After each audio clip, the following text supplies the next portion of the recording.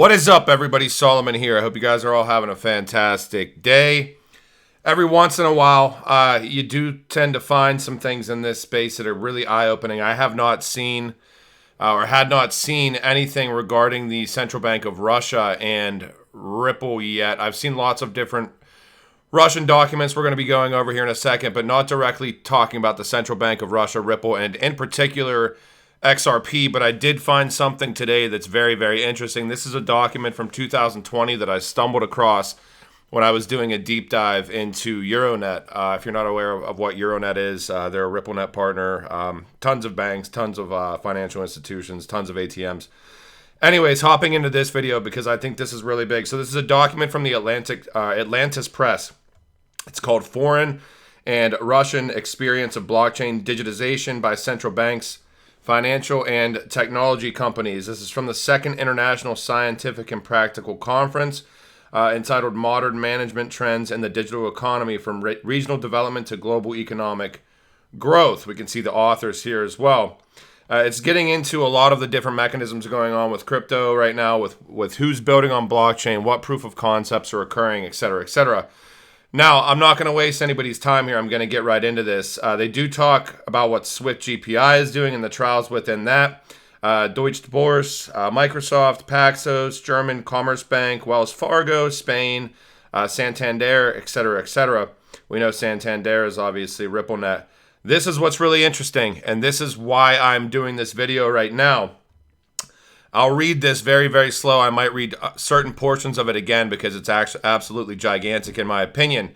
All right, one of the toolkit projects based on the mechanisms of blockchain technology was the Bank of Russia. So the central bank in Russia, the Bank of Russia's project on the cross-border transfers implementation.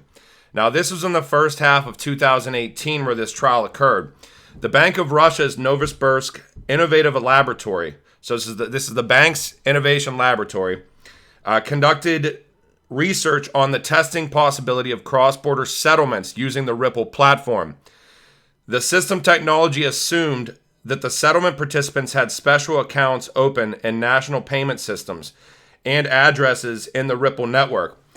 That's a very interesting statement to me right there. The system technology assumed that the settlement participants, which I would assume are banks, had special accounts opened in national payment systems and addresses in the Ripple network.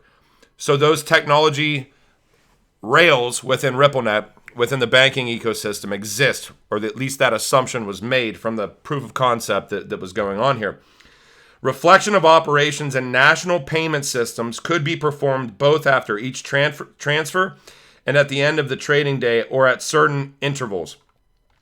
Now this is important. Based on the research results conducted by the Central Bank of Russia through their innovation laboratory, it was concluded that the Ripple platform can be considered as the basis for starting work on creating a system of cross-border settlements, provided that the following organizational, legal, and technical issues are resolved.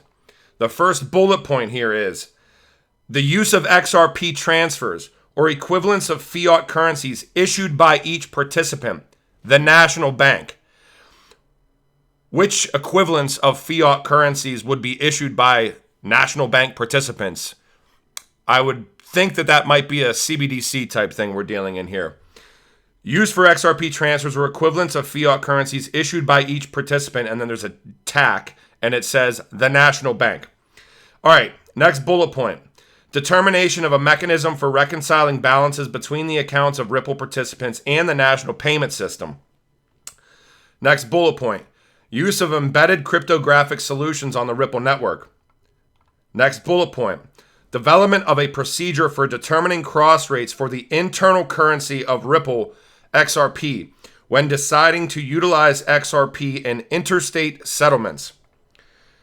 Maintaining correspondence directories between the addresses of the accounts of Ripple network participants and the accounts of the banks they serve in national payment systems.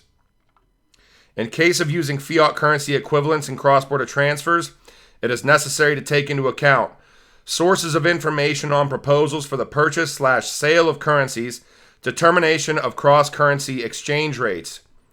the impact on organization of market makers, and the source availability and market maker liquidity for each of the currencies used.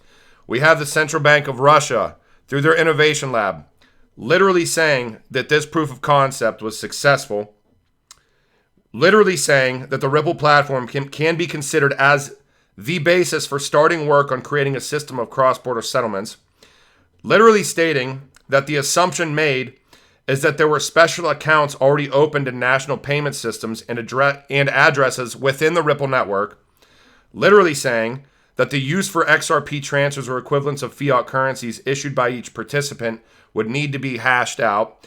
And I believe that deals in CBDCs, which would be issued by the national bank. I've never seen this before.